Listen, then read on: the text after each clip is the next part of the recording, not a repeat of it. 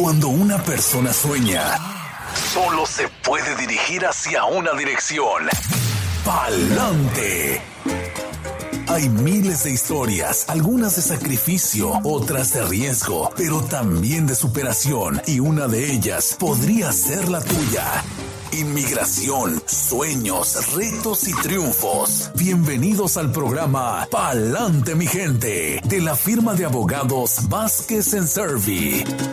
Abogada, es cierto lo que tiene mucha gente con un poquito de confusión, porque muchos quedaron en ese limbo de que, bueno, en la pequeña ventana que se abrió para las nuevas inscripciones, hubo gente que sí, de plano, mandaron su solicitud y se quedaron en silencio porque fue justamente cuando se cayó la cortina otra vez. Sí, exacto. Y desafortunadamente así han quedado y van a quedar, ¿me entienden?, en esa posición hasta que algo positivo pueda suceder con el programa.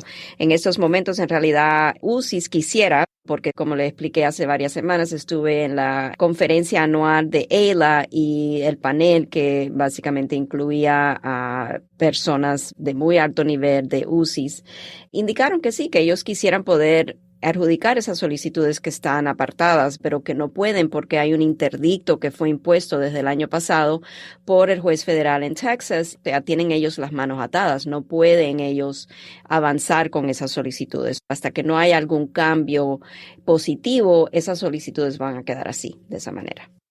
Absolutamente. Y no significa que tampoco, porque para muchos dicen, wow, cuando mandan la solicitud del DACA nuevo, que igual para muchos no alcanzaron, piensan que el silencio es como peligro, like, ¿será que ya como levanté la mano y se cerró la ventana antes de que se aprobara, estoy en riesgo? Porque por eso muchos dicen, yo ni siquiera quiero mandar mi solicitud si existe el riesgo de que ya sepan dónde estoy, ya saben que no estoy invisible, tampoco es de que van a ir a decir, mandaste esto muy tarde, so vamos a venir por ti. No se trata de eso. El gobierno en realidad, bajo esta administración, está bien enfocado en lo que son las prioridades que ellos han indicado en memorándums, quiénes son las personas que en realidad ponen en riesgo la seguridad del país. O sea, los recursos del gobierno son tan limitados que no necesariamente porque una persona ha llenado una solicitud de DACA y queda apartada esa solicitud, que ahora el gobierno va a usar eso como un arma para ir a buscar a las personas que están en el país indocumentadas que quieren beneficiarse bajo el programa.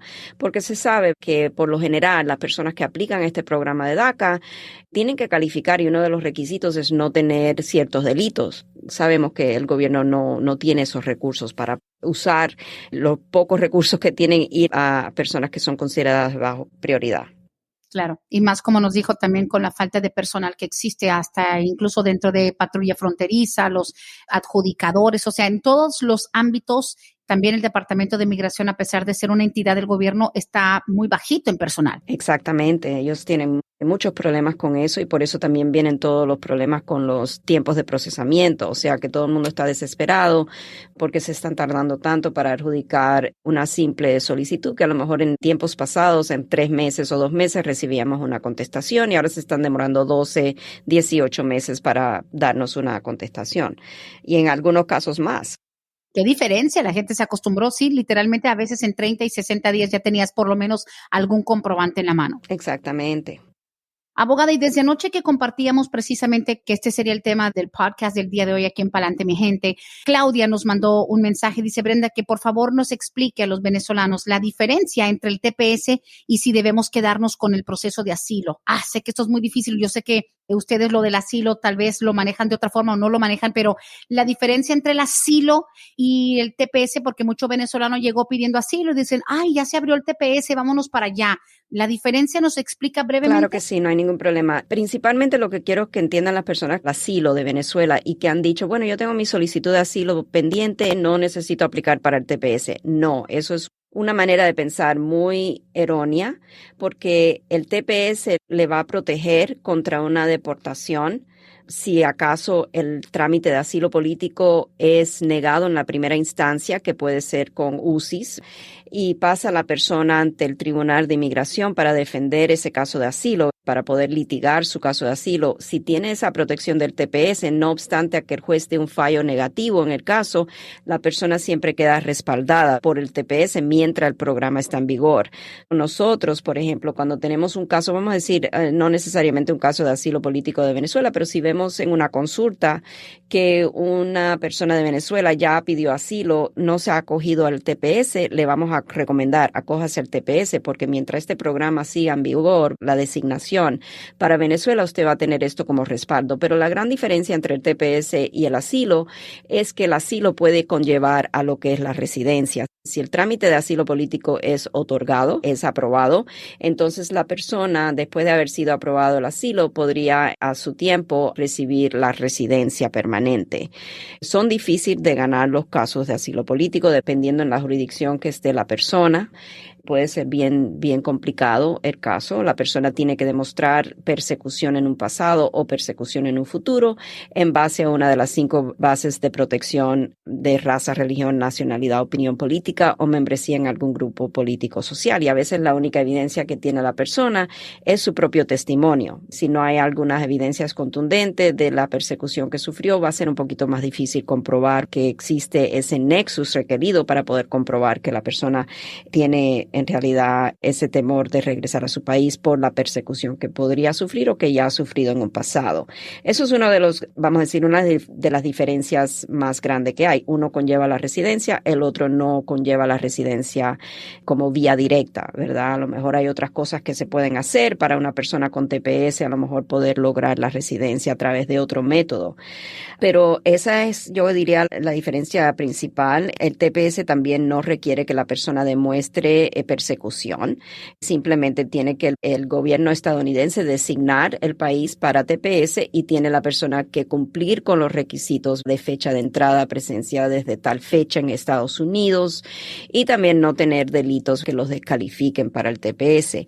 Ambos casos de asilo político y el TPS también tiene como una de las, vamos a decir, barreras, ¿verdad? No poder conseguir ninguno de esos beneficios es si la persona es sospechada de haber sido perseguidor. Si la persona persiguió a alguna persona en su país por motivo de religión, raza, nacionalidad o opinión política, entonces el gobierno puede levantar ese argumento y la persona entonces tiene lo que es la carga de la prueba de comprobar que no fue perseguidor. Lo bueno, digamos, entre comillas, es que pueden estar en los dos, pueden tener un pie en cada proceso porque uno respalda lo que el otro de pronto carece, Exactamente, ¿no? Exactamente. Y también hay muchas diferencias, pero por ejemplo, vamos a decir una persona de Venezuela que no aplicó para asilo político, pero aplicó para el TPS. La persona que ha aplicado para el TPS podría pedir un advance parole y viajar a Venezuela, porque no está pidiendo ser protegido de ese país. La persona que ha aplicado para asilo de Venezuela no puede en realidad viajar a Venezuela, porque entonces es contrario a lo que le está diciendo al gobierno estadounidense, que necesita ser protegido, no puede ser regresado a ese país. Y pues obviamente, y aquí están preguntando, entonces, ¿por qué al mexicano se le hace tan difícil pedir el asilo? A todo el mundo se lo niegan. Here we go again. Siempre regresamos al grupo que más ha tratado de establecer una presencia y sobre todo por lo que es la distancia tan corta entre México y Estados Unidos, pero a pesar de que se comparte una frontera, pues para el mexicano lamentablemente es a quien más difícil se le hace tratar de justificar un estatus más allá de tener 3, 4, 5 hijos nacidos aquí, 20 años aquí. Dicen entonces, ¿por qué al mexicano se le hace tan difícil? Y es precisamente, abogada, porque no es algo que puedes pedir después de llevar muchos años aquí. O sea, para el mexicano parece como que se le cierran más las puertas. ¿Por qué parece eso? Ok, no solamente es por el tiempo, porque sí, para aplicar al asilo político, por lo general la persona tiene que hacerlo dentro del primer año de haber entrado a Estados Unidos y muchas personas que están aquí de México ya llevan años y años y años aquí en Estados Unidos. Y para poder entonces aplicar después de tantos años aquí en Estados Unidos para un asilo político, la persona tiene que demostrar que han habido cambios en las condiciones tal vez políticas de su país que ahora ocasionan una persecución a esa persona. Que si la persona ahora a cabo de los 10 años o 5 o 6, el tiempo que sea, va a ser regresado a México, va a sufrir una persecución por el cambio de política que hay. Y lo que pasa generalmente con los casos de asilo político de México es que la persona no puede comprobar el nexus que requiere de persecución el gobierno. O sea, una persona de México va a tener una lucha, una batalla bastante grande de poder comprobarle al gobierno estadounidense que ha sido perseguido en México por motivos de religión, raza, nacionalidad, opinión política o membresía en algún grupo político social. Eso es lo que requiere la ley de asilo, que la persona pueda comprobar que ha sido perseguida en base a esas 5 categorías. A veces se puede ser un poco creativo, hacer lo que es un social group, un grupo político. Podemos crear a lo mejor un argumento que a lo mejor vamos a decir por ser una persona homosexual. Al ser regresado a México, que esa clasificación de esa persona, esa característica inmutable de esa persona, por esa razón la persona va a ser perseguida. A lo mejor es un grupo social que podríamos crear, pero no necesariamente va a ser muy fuerte a ese reclamo. Hay que demostrar que la sociedad en México en realidad no acepta, ¿verdad?, personas homosexuales. O sea, es difícil, Brenda, de México, por ejemplo, el asilo político, y por eso la mayoría de las personas no pueden comprobar que caen dentro de esas 5 bases de protección, y por esa razón se le hace muy difícil a una persona de México poder ganar un caso de asilo político.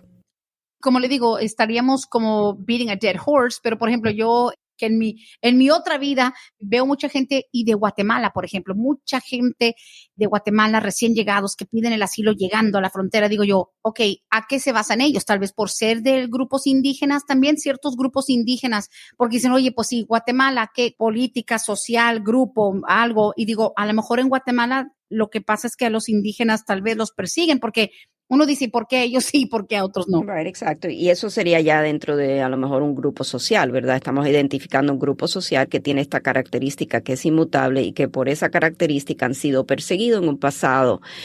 Una de las cosas que siempre tenemos que tomar en cuenta es que no simplemente porque la persona ha aplicado al asilo político y ha recibido a lo mejor el famoso permiso de trabajo que todos anhelan, ¿verdad?, tener, y se entiende que ya han ganado su caso de asilo político. Eso simplemente es el principio de su caso.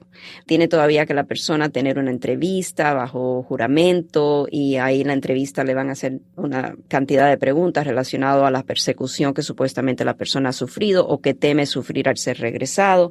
Y si el oficial de la oficina de asilo determina que no existe el nexus requerido, que la persona no pudo comprobar eso, entonces van a trasladar el caso a un juez de inmigración, donde la persona entonces tiene otra oportunidad de defender su caso de asilo político ante el Tribunal de Inmigración. Ya sería en un juicio formal. Si en esa instancia la persona pierde, entonces puede reservar el derecho de apelación y va a apelar a la Junta de Apelaciones de Inmigración, y así sucesivamente, ¿verdad? Puede apelar dependiendo de las razones por las cuales ha sido denegado el caso. Como dicen en inglés, cada quien le toca shoot your shot. Just make your shot. Cada quien lo tiene que intentar a su manera. Cada caso es distinto. Hasta 20 personas de Guatemala pueden venir y a lo mejor le dan el asilo a uno y a los otros 19 no, viceversa. Cada caso se maneja de manera diferente, y es siempre muy lamentable que de los grupos, como dice usted siempre, lo que es México, India, China, Filipinas, es que habemos muchos. Right. Es que simplemente hay muchos, Sí. y muchos casos en Sí, espera. y lo que no deben de hacer nunca es presentar un caso que no tiene mérito. Presentar una solicitud con información falsa o fraudulenta, porque eso entonces podría troncharle la posibilidad a la persona en un futuro poder legalizar su estatus si se le abre otra oportunidad por alguna otra vía. Recuerden que todo lo que ustedes someten al gobierno estadounidense, básicamente ustedes están firmando una solicitud que usted está declarando bajo juramento, ¿verdad?, bajo la penalidad de perjurio, que esa información que contiene esa solicitud es verdadera, y cualquier evidencia que ustedes unan a esa solicitud y entreguen al gobierno va a ser considerado no solamente por el oficial de inmigración en la primera instancia, pero va a ser también considerada por la Fiscalía de Inmigración si su caso llega a corte.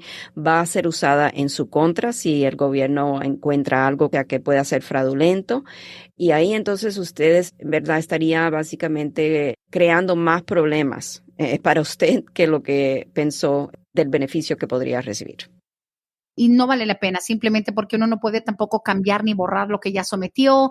Yo por experiencia les puedo decir, y me hago responsable de lo que voy a decir, y no necesariamente refleja el punto de vista de Vázquez y Servi, pero yo he visto donde personas sí caen en manos de un abogado que dice, mira, tú ponle aquí, tú no le pongas si no te tomaron huellas es que no existe, olvídate, tú no le pongas que te agarraron, vamos a ver cómo va esto, tú pon lo que yo te diga, o tú no pongas tal cosa. Y sé por experiencia que la gente luego se andan arrepintiendo de haber mentido, de haber omitido ciertas cosas, porque no hay nada peor que una terrible sorpresa y sobre todo para ustedes como abogados, abogada Bárbara, que de repente un cliente decida omitir alguna información importante y luego los culpan a ustedes. Ay, pero tú me cobraste y no me dijiste que iba a pasar esto, pero ustedes cuentan con la honestidad del cliente, sin duda. Claro, porque no vamos a sacar la máquina de polígrafo para ver si el cliente está diciendo la verdad. Tenemos que básicamente atenernos a que la persona que está enfrente nuestra está diciéndonos la verdad, dándonos, o sea, todos los factores, toda la información de su caso correctamente. Una de las cosas que vemos a veces y que quiero también, ahora que estamos hablando sobre este tema, ¿verdad?, del asilo político, de las declaraciones, porque a veces las personas acuden a notarios, personas que a lo mejor son preparadores de solicitudes, y ahí la persona, como acabas de explicar, Brenda, en tu ejemplo, ¿verdad?, dice, ponle que fuiste miembro de tal organización y que tuviste tal rango dentro de esta organización, que estuviste tantos años, que viste guerra, ¿me entiendes? Bueno, cualquier cosa que no sea verídico, pero piensa la persona que al poner esa falsedad en la solicitud está incrementando las posibilidades de ganar su caso. Y lo que la persona a veces no sabe es que si puso que estuvo involucrado, vamos a decir, en El Salvador con la FPL, ¿verdad?, que era considerada en tiempos atrás, durante la guerra, como un grupo terrorista. Entonces, cuando la persona ahora está aplicando para asilo político, el gobierno va a decir, oh, tú estuviste en la FPL y ahora, mira, tú eres perseguidor porque tú tuviste este rango y tú estuviste en esa organización tantos años y esa organización es notoria por haber cometido abusos de derechos humanos, masacres, etcétera. Y entonces ahora la persona, pensando que hizo algo para tratar de mejorar y ganar su caso, ahora se ve en la situación que el gobierno lo está acusando de ser perseguidor y se le están cerrando las puertas una tras otra. Está buscando lástimas, como si yo digo, oh, yo fui miembro del Talibán, y ahora ayúdenme, like, ¿el Talibán? Fuiste parte del Talibán, pero si ellos han matado gente, han cometido masacres, ¿cierto? Y eso todo por un mal consejo. Tú ponle que tú estuviste aquí. Me acuerdo, no se me olvida que usted dijo una vez aquí que a una señora también de Centroamérica le dijeron, tú en la solicitud ponle que tú sembrabas minas de guerra y bombas y todo eso, like, ¿really? Hay que saber a quién se acerca una persona abogada. Oh my goodness.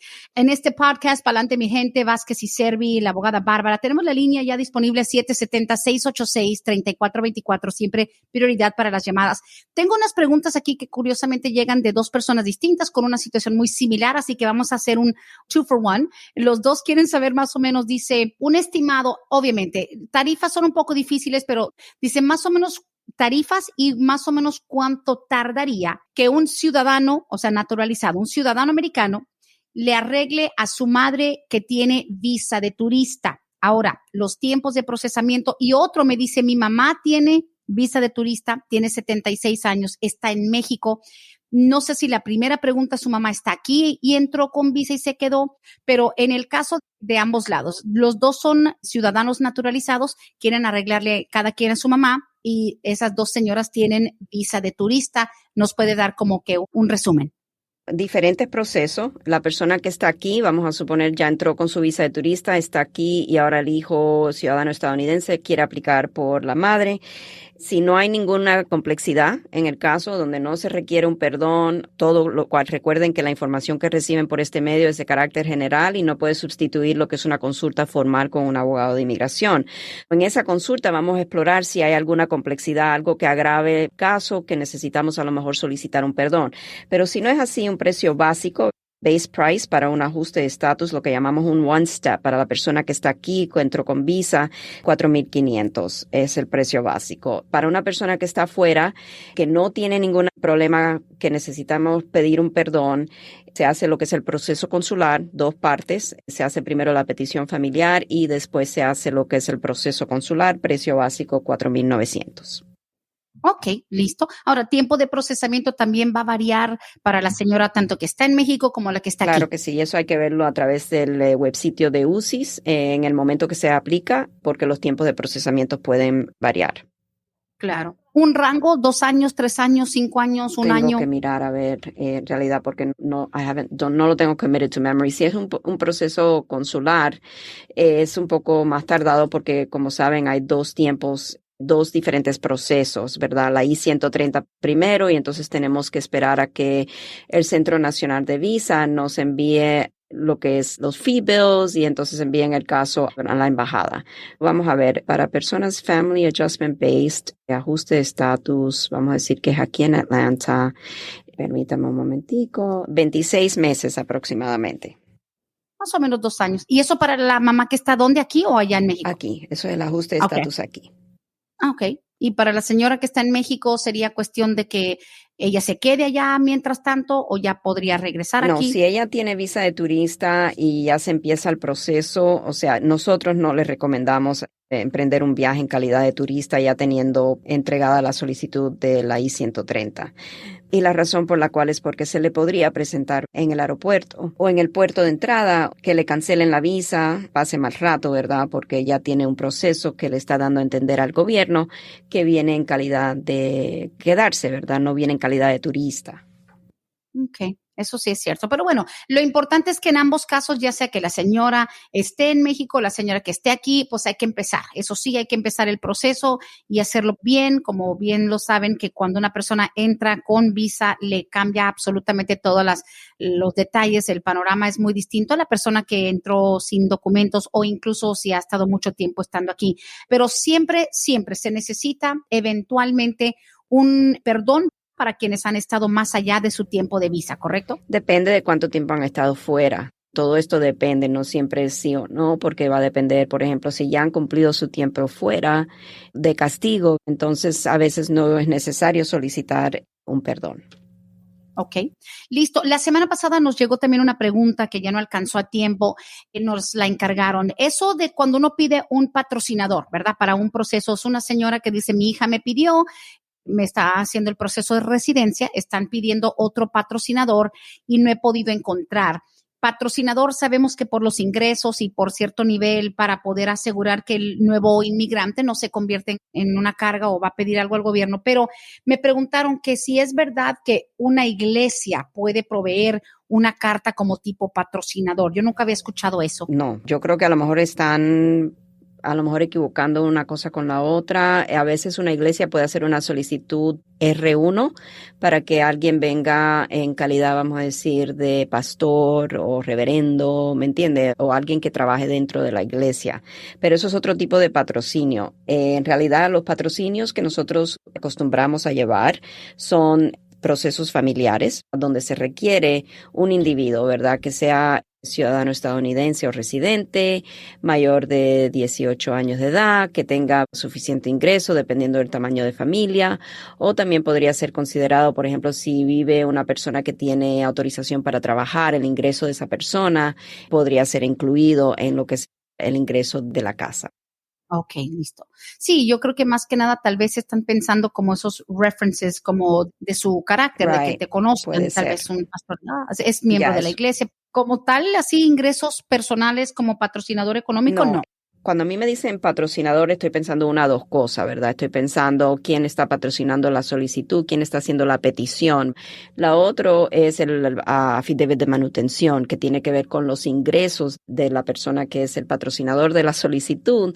Tiene que demostrar siempre que la persona que va a emigrar a Estados Unidos no va a ser una carga pública para el gobierno estadounidense. Ahora hay excepciones a esto, algo ya un poquito más complejo. Claro, claro, ya depende de cada caso. Siguiente pregunta, dice, abogada, buenos días. Yo entré por la frontera de Laredo, Texas, 1990 y yo dije que era ciudadana americana. Yo tenía en ese tiempo 19 años, estuve aquí por mucho tiempo, tengo 2 hijos nacidos aquí. Quisiera saber si en algún momento esto puede salir cuando mis hijos me pidan. Gracias. O sea, le van a preguntar en la solicitud si alguna vez se ha declarado ser ciudadana estadounidense. En la solicitud hay que contestar verdaderamente que sí. Lo que tiene que tomar en cuenta esta persona es que si la declaración de ciudadanía fue esa sola vez, ¿verdad? Vamos a decir solamente para cruzar la frontera. Entonces aquí lo que tiene ella es un caso de representación falsa para un beneficio migratorio por el cual va a necesitar un perdón. No sería un caso de declaración de ciudadanía falsa que troncharía para siempre, ¿verdad? O sería un castigo permanente para siempre, en este caso en particular, porque la persona hizo esta declaración de ciudadanía en 1990. La persona sea considerada inelegible, ¿verdad?, perpetuamente por un una declaración de ciudadanía falsa para un proceso de petición familiar, por ejemplo, esa declaración tuvo que haber ocurrido después del 30 de septiembre de 1996. Ella la hizo en 1990. Entonces, ahí lo que tenemos es un caso de representación falsa por el cual la persona podría calificar para un perdón de representación falsa siempre y cuando tenga a los familiares calificativos para solicitar esa especie de perdón, los cuales solamente serían mamá o papá o cónyuge residente o ciudadano. Los hijos para esa especie de perdón no cuentan, algo que tiene que tomar en cuenta la persona. Ya está.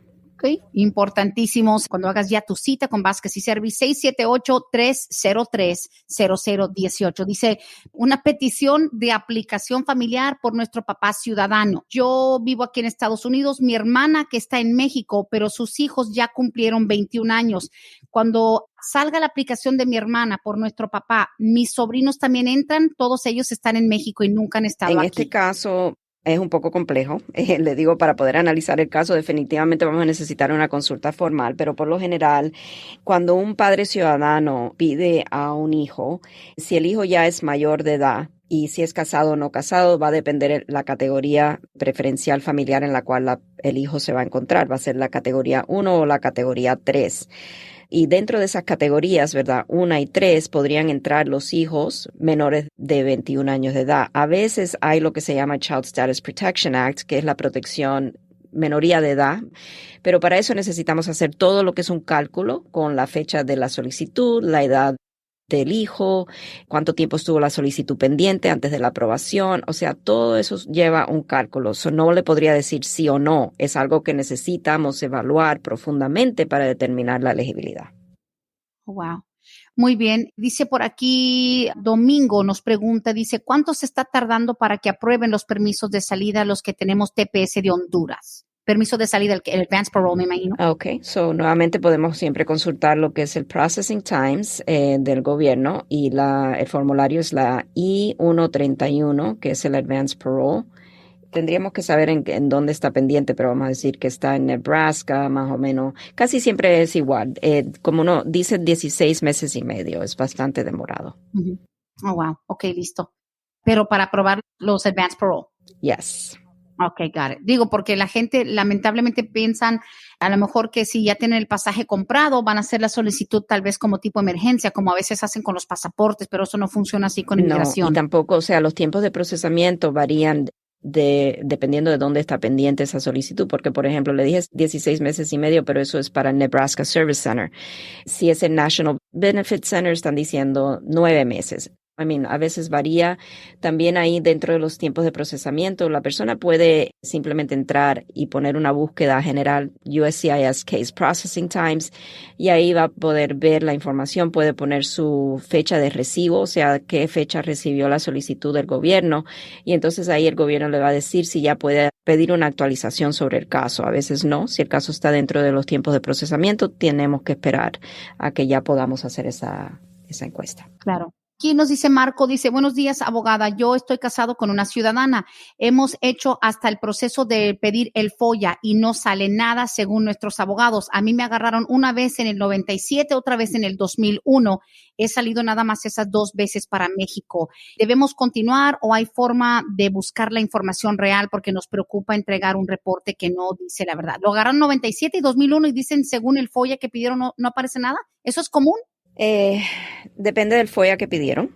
Por ejemplo, es importante en estos casos siempre cubrir todas las bases del FOIA. Nosotros usualmente hacemos los FOIAs con las huellas dactilares porque eso no miente. A veces mandamos el FBI background check a ser solicitados, el FOIA de la patrulla fronteriza, el OBIM FOIA, para determinar si existe algo. Pero aquí el señor Marco que hace esta pregunta, lo importante que él tiene que saber es que si él entró a Estados Unidos, vamos a decir, de manera indocumentada, y estuvo aquí del 97 a abril 1 del 97, que fue cuando tomó efecto la nueva ley, más de un año, más de un año. Y ese regreso en el 2001 fue un regreso indocumentado. Entonces, él desató lo que es un castigo permanente de 10 años. Aparezca lo que aparezca en el FOIA o no aparezca en el FOIA, esta persona no debe de mentir en la solicitud. Esta persona tiene un castigo de 10 años permanente. Y si por alguna razón el gobierno tiene evidencias en sus expedientes que él tuvo esa detención en la frontera en el 97, ahí va a empezar lo que es todo un tema de indagar, donde el gobierno va a pedir seguramente más información sobre el historial migratorio de esta persona, se lo va a pedir a él y estaría cometiendo un gran fallo, ¿verdad?, en mentir en la solicitud, en tratar de encubrir algo. No estoy diciendo que él está encubriendo algo, pero esto es generalmente hablando, en términos generales. Es muy importante tener cuidado con eso, porque entonces ya estaría cometiendo un delito. O sea, sin duda hay que ser honesto y dar esa información, porque eso de que, wow, ya la hice, no aparece en el FOIA, no es la primera vez que escuchamos esto. Right, no. Wow. ¿Y hay quienes piden el FOIA nada más con el nombre y fecha de nacimiento o siempre el FOIA requiere a fuerza las huellas digitales? No, algunos FOIAs no requieren las huellas digitales. Por ejemplo, el FOIA de la Corte de Inmigración de los tribunales no necesitamos huellas dactilares. El FOIA de UCIS tampoco se requiere las huellas dactilares. Por eso la persona, el abogado, debe saber que cuando hay una detención en la frontera es muy importante las FOIAs que requieren las huellas dactilares, como el OBIM, el FBI, creo que el CBP FOIA. O sea, eso es muy importante porque con las huellas ahí podemos a veces obtener más información que con el simple nombre. Muchas personas también se cambian el nombre, pero las huellas son las huellas. Si el abogado ha pedido el FOIA con el nombre verdadero de Marcos, vamos a decir, y es un FOIA que no requiere huellas, pero Marcos se cambió el nombre y dijo que era Antonio, entonces el gobierno va a decir no tenemos ninguna persona con este nombre. Pero si el abogado somete el FOIA con las huellas y no importa el alias que haya dado, porque las huellas va a salir.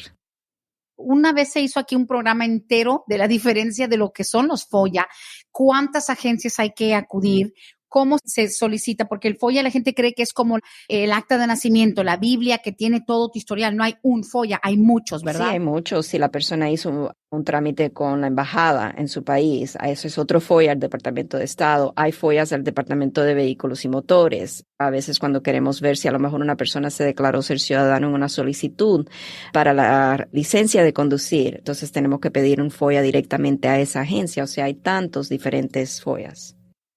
Ay, aquí preguntan, dice, yo tengo permiso de trabajo, se me acaba de vencer, mi licencia también se acaba de vencer, estoy esperando renovación de mi estatus, pero pregunta, ¿cuánto tiempo le dan a uno para seguir manejando? O sea, esa es una incógnita porque ¿qué te pueden dar para que sigas manejando o puedas seguir manejando? Tiene que haber una extensión automática. Una de las cosas que yo le diría a esta persona es que si tiene abogado, hable con su abogado porque hay clasificaciones de permisos de trabajo donde el gobierno ha dado una extensión automática. Y si es una de ellas que pues está disfrutando de esa extensión automática, entonces el abogado debe proveerle lo que es la noticia, la publicación del gobierno, para que esta persona vaya con su permiso vencido, su recibo de la renovación, ¿verdad?, que ha recibido, que está pendiente la renovación del permiso y su licencia de conducir, a renovar la licencia por el periodo de la extensión. Pregunta aquí Sandra, dice, buenos días, abogada. Mi hijo hizo una petición para mí. Yo entré sin documentos, pero mis padres sí son residentes, solo que ellos viven en Nueva York. Quisiera saber, ¿ellos pueden servir como el perdón o el familiar que ayude a solicitarlo? Metimos todo apenas hace 8 meses. Si no es un castigo permanente, o sea, si la señora Sandra solamente tiene un castigo de 10 años por presencia indocumentada que va a desatar cuando salga para hacer su trámite a través de la embajada americana, o sea, que ella entró una vez y nunca más ha salido de Estados Unidos, vamos a decir.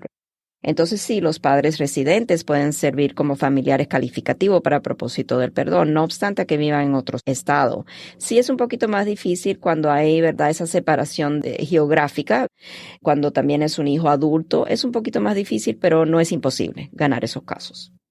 Digo, porque tampoco tiene que existir la idea de que esta persona inmigrante mantiene a esos padres residentes. Y sí, un poquito difícil si ella vive aquí en Atlanta y los padres residentes están en Nueva York. Pero vamos a decir si es una familia muy unida, ¿verdad? Y ellos viajan, los padres viajan a verla. Aquí ella viaja a Nueva York una vez al año, 2 veces al año, para reuniones familiares, lo que sea. Eso ya sería uno de los argumentos que tenemos para el perdón, que esta es una familia muy unida, no obstante a que están a una distancia. De todas maneras, geográficamente es más factible para que esos padres que a lo mejor ya son de mayor edad puedan viajar 2 horas, 3 horas a un vuelo, que viajar internacional. Tener a la hija tan cerca, a lo mejor a esa distancia, es un beneficio para ellos porque saben que está cerca, que ella puede viajar a verlos. Económicamente es más económico para viajar en vuelos domésticos. O sea, son tantos argumentos. También, por ejemplo, una de las cosas que tenemos que siempre estar conscientes de argumentar cuando presentamos un perdón y el familiar calificativo es residente, ¿verdad? Aquí ella dice que los padres de ella son residentes. Uno de los argumentos es que, vamos a decir, si los padres quieren seguirla a su país natal, no sé qué país sería, vamos a decir México, los padres entonces ponen en riesgo su propia residencia porque ya estarían abandonando la residencia al mudarse a México, si ese es el país. Eso es otro argumento que ayuda en estos casos. Hay tantas maneras de hacer los argumentos para que salga una decisión favorable. Por lo menos cuenta con ese familiar calificativo que a muchos les falta, tener un padre con documentos. Y aquí tiene dos. Los dos, qué bien. Dice por aquí, sé que es tardado el proceso, pero somos mexicanos, tenemos petición de nuestro hermano ciudadano desde septiembre 2002. Nos puede dar una idea que llevamos todo este tiempo esperando, ya son 20 años. Wow. Ok, ¿qué fecha me dijo? Septiembre 2002, la fecha de que entregaron los documentos, que la petición es de septiembre del 2002. Okay. Tenemos el nuevo boletín de visa y van en estos momentos en el 1 de junio del 2000. Ok. Otros 2 añitos más o menos, yo sé que no se calcula, ¿verdad? Les explica básicamente que no es por año de calendario. Exacto, no es por año de calendario y también hay otra tabla que siempre tenemos que consultar. Por ejemplo, hay una tabla que es exactamente la fecha de prioridad, que en este caso va a ser la fecha de septiembre del 2002 y eso es cuando ya la visa va a estar disponible. Pero hay otra tabla que es la tabla que nos dice cuándo podemos archivar la solicitud, ¿verdad? Y esa tabla casi siempre tiene fechas más avanzadas. Por ejemplo, del 2002, septiembre del 2002, esta tabla para poder archivar la solicitud está diciendo que personas que tienen solicitudes con fecha de prioridad el 15 de marzo del 2001 ya pueden aplicar, pueden entregar su solicitud, aunque no van a poder recibir la visa de inmigrante, lo que es la residencia, hasta que la tabla de las fechas finales de prioridad ya tenga la fecha marcada de la fecha de la solicitud. Siempre tenemos que estar conscientes de solicitar ambas tablas para saber, bueno, ya no puede recibir la residencia todavía, pero a lo mejor ya puede aplicar si la tabla que dice que puede aplicar ya está marcando la fecha propia. Edith dice, buenos días, quiero saber qué piensa la abogada. Mi sobrina de 19 años acaba de venir hace 4 meses de Guatemala. Ella sufría maltrato por parte de su marido. Le dieron corte de inmigración hasta el 2024. Esto es normal. Y en estos 2 años, ¿hay algo que mi sobrina puede hacer para tener alguna protección? Gracias. Definitivamente debe de explorar a ver si ella a lo mejor podría aplicar para lo que habíamos hablado anteriormente, un asilo político, a lo mejor en un grupo, ¿verdad? Se puede formalizar un social group. Sabemos que bajo la administración Trump, el Procurador General Sessions quitó la posibilidad de personas quienes estaban reclamando que fueron abusadas, o sea, sujetas a abuso doméstico en su país natal, poder usar eso como una avenida para poder solicitar el asilo político, pero eso ha dado un reverse bajo esta nueva administración de Biden y ahora sí sería factible. Eso yo le diría que eso es algo que ella puede explorar, con nosotros no, porque en realidad no llevamos esos casos, pero le diría que no deje de explorar la posibilidad de aplicar a un asilo político en base a lo mejor ese grupo social que ella vivió en Guatemala. Sería una de las cosas que puede hacer. También tomar en cuenta que el tiempo corre y usualmente para poder aplicar al asilo político debe hacerlo dentro del año de haber entrado a Estados Unidos. Es muy importante tomar eso en cuenta. Ya después se le va a hacer más difícil poder comprobar que hay algún cambio en las situaciones del país. El año es muy importante. Otra cosa que debe hacer es siempre estar mirando con el número de registro de extranjería que le asignaron al caso. O sea, que si la fecha de la corte cambia, y eso es algo que debe hacer a través del websitio de la corte o llamando al número 800 de la corte que le debieron de haber proveído, pero se lo voy a proveer aquí. Es el 800-898-7180. Nuevamente, 1-800-891-7180, porque en cualquier momento el juez puede determinar, sabes que tengo abierta esta fecha, voy a mover la fecha para más adelante o más atrasada. Y sí es normal que estén recibiendo fechas para el 2024. Lo último, 2 años, sí. Lo último que quiero decir con estos casos de la Corte, igual que cualquier caso que esté ante el Tribunal de Inmigración, es muy importante mantener al Tribunal de Inmigración y a los fiscales de inmigración informados de cualquier cambio de dirección, porque no va a ser una excusa que usted no cumplió con su deber de notificarle a la Corte de Inmigración de su cambio de dirección. Si se cambia de dirección, tiene que mandar un aviso E33 a la Corte de Inmigración notificándole del cambio de dirección, para que cualquier aviso que ellos vayan a enviarle de cualquier cambio con respecto a la fecha de su corte, que usted pueda recibirla a la dirección adecuada. Wow. Abogada, y tal vez se tiene que hacer un programa entero tan solo de este tema en algún otro momento, pero yo sé que también hay prioridades en cuanto a la nueva información que va saliendo, pero y más he visto un número increíble de personas, más que nada Guatemala y Honduras, pero también he estado viendo mucho caso de gente mexicana que están llegando más y más jóvenes acá pensando que tal vez, cuando entras siendo menor de edad te dan más consideración, pero he visto un número increíble de guatemaltecos y de hondureños que llegan menores de edad, y digo menores porque algunos, no, yo entré siendo menor, yo tenía 17, o sea, digamos, para inmigración, ¿qué edad se considera menor? Porque muchos dicen, yo ya entré de 14, de 15, pero 17 todavía se considera menor para propósitos de inmigración. Es una persona menor de edad para propósito de la clasificación. Por ejemplo, si viene desacompañado, es un unaccompanied minor, ¿verdad? Pero no necesariamente quiere decir que no es sujeto a una deportación, que no le van a entregar documentos. O sea, sí, lo pueden poner en trámite de deportación, no importa qué edad tenga. Si la persona entra indocumentado, vamos a decir porque lo trae un padre, al padre y al hijo lo van a poner en trámite de deportación posiblemente. No importa que ese niño tenga 4 años, 2 meses, 3 meses, it doesn't really matter. All right. Pero una de las cosas que tienen que tomar en cuenta es que aunque entren joven a Estados Unidos, vamos a decir antes de cumplir los 18 años de edad, si el propósito de la entrada fue con la mentalidad porque han escuchado que entrando a esa edad antes de los 18 a lo mejor pueden acogerse a lo que es una visa de juvenil especial, recuerden que estos trámites no son tan fáciles. O sea, son trámites que llevan varios niveles, ¿verdad? Uno de los niveles sería que una corte estatal, que la persona presente ante una corte estatal lo que es una petición para ser otorgado lo que es una declaración de dependencia. Y en esos casos la persona tiene que demostrar que ha sido abusado o ha sido abandonado o ha sufrido una negligencia por parte de uno o de ambos padres. Y una vez que ya tenga ese decreto de dependencia o declaración de dependencia, entonces la persona podría aplicar, dependiendo de la edad, a lo que es el Special Immigrant Juvenile Visa, lo que es la visa de juvenil especial. Las declaraciones de dependencia, por lo general, y lo que he visto, no creo que varía, deben de ser otorgadas antes de que la persona cumpla los 18 años de edad. A veces entra muy justo la fecha y caen fuera de esa posibilidad.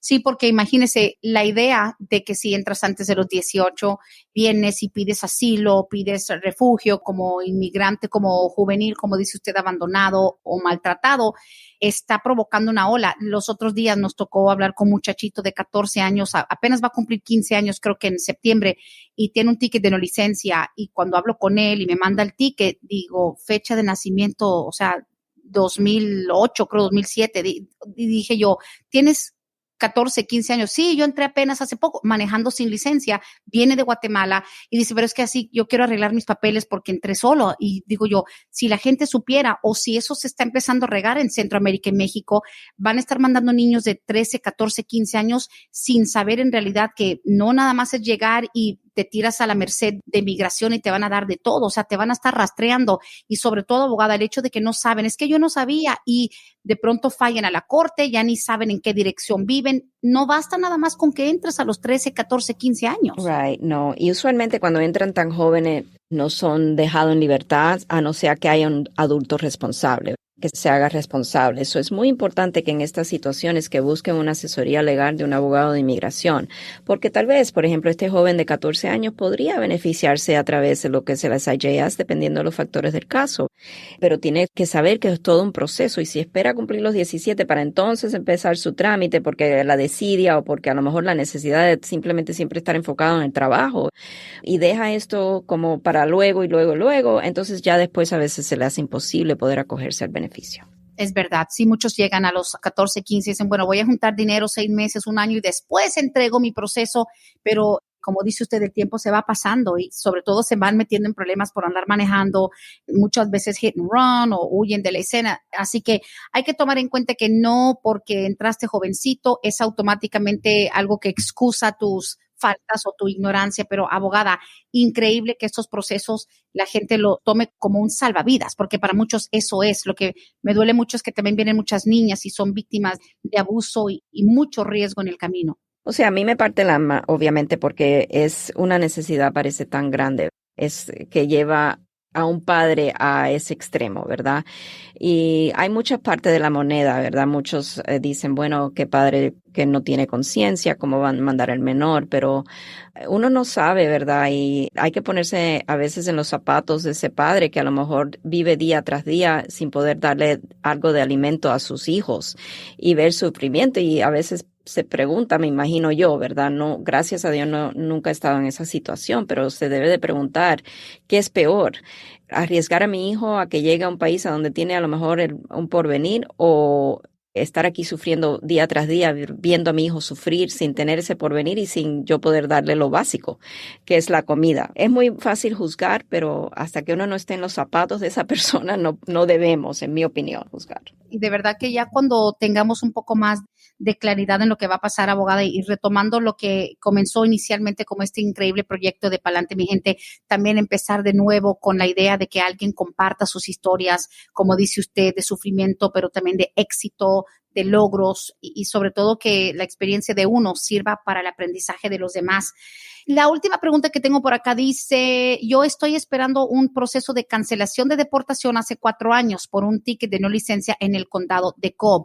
Mis abogados me dicen que mi caso no es muy fuerte, pero tengo un hijo con un comportamiento muy complicado, me ha pegado en múltiples ocasiones. ¿Será que puedo basarme en eso? Porque he sufrido violencia a manos de mi hijo de 16. Right. I mean, para un proceso de VAWA, el niño tiene que tener más edad, pero a lo mejor, dependiendo de si la madre, por ejemplo, ha llamado a la policía, si no podemos a través del VAWA por la minoría de edad del niño, a lo mejor podríamos a través de un estatus U, dependiendo de los factores del caso, podrías tal vez explorar esa opción. Si ella tiene un abogado en el caso, tal vez hablar con ese abogado referente a esas posibilidades. Si nunca ha llamado a la policía y el niño simplemente tiene ese comportamiento porque está en un periodo reverde, pero ella nunca ha tomado ninguna acción porque su hijo, lo que sea, las razones que tenga la señora por haber llamado o no llamado a la policía, pero si nunca llamó a la policía, entonces no sería un caso para un estatus U, porque uno de los requisitos es haber llamado a la policía y cooperar con las autoridades en la investigación del crimen. Yo, por ejemplo, tengo un caso de un joven similarmente quien le pegó a la madre y le puso hasta un cuchillo en el cuello, sí. Y ese caso se me ha hecho muy difícil en poder conseguir lo que es la certificación, porque sí, ella llamó a la policía, el joven lo llevaron y todo ocurrió a través de la corte juvenil en un condado que en realidad es un condado pequeño aquí en el estado de Georgia y el juez está renuente a darme la certificación y la policía está renuente a darme la certificación. So ahí si ellos están renuentes a dar la certificación yo no puedo hacer absolutamente nada porque no puedo obligar. Es un proceso totalmente a la discreción de la orden pública otorgar o no la certificación. Cierto, cierto. Y esa es la llave que abre el caso entero. Sin eso no hay nada. Incredible, incredible. Oye, es una cosa que tu pareja, tu novio, alguien te esté abusando, pero que tus propios hijos ejerzan la violencia en tu contra. De verdad que hay que tener problemas emocionales muy, muy profundos y es muy difícil. Sí. Y otra cosa que quiero decir, Brenda, yo sé que se acaba el tiempo, ya estamos un poquito pasado, pero una de las cosas, como en el caso de la cancelación de deportación para esta señora, en realidad a lo mejor el caso no es tan débil, el caso de cancelación de deportación. Si ella podría comprobar, si vamos a asumir, porque no nos has dicho que el hijo es ciudadano estadounidense, eso es una parte muy importante porque ahí sería el nexus familiar requerido para poder demostrar el perjuicio extremo es sumamente inusual, que es uno de los requisitos para el trámite de cancelación de deportación ante el Tribunal de Inmigración. Entonces, a lo mejor sería cuestión de que el hijo sea evaluado por un psiquiatra o un psicólogo. A lo mejor el hijo está sufriendo de algún problema de salud mental y ahí a lo mejor a través de eso pueda ella demostrar que ese hijo necesita de la presencia de la madre aquí en Estados Unidos para poder sobrepasar o poder llevar mejor ese problema de salud mental que está sufriendo. A lo mejor pueden traer al experto a testificar en el caso. Hay tantas cosas que pueden hacer, a lo mejor para hacer el caso un poquito más fuerte. Sin saber yo, en realidad, los factores del caso es muy difícil, pero le estoy dando como una idea, ¿verdad? Thinking outside the box, o sea, buscar más allá de lo que se ve nada más en la superficie. Abogada, increíble la información. Estaremos siempre a la espera de la próxima entrega de Palante, mi gente. 678-303-0018, línea directa en las oficinas de Vázquez y Servi. 678-303-0018. Como siempre, abogada, fenomenal el programa. Muchas gracias. Muchísimas gracias, Brenda. Y como siempre, los espero la próxima semana. Gracias. Feliz día. Igualmente. Hasta aquí hemos llegado hoy, pero siempre vamos pa'lante, mi gente, con Vázquez en Servi. Hasta la próxima.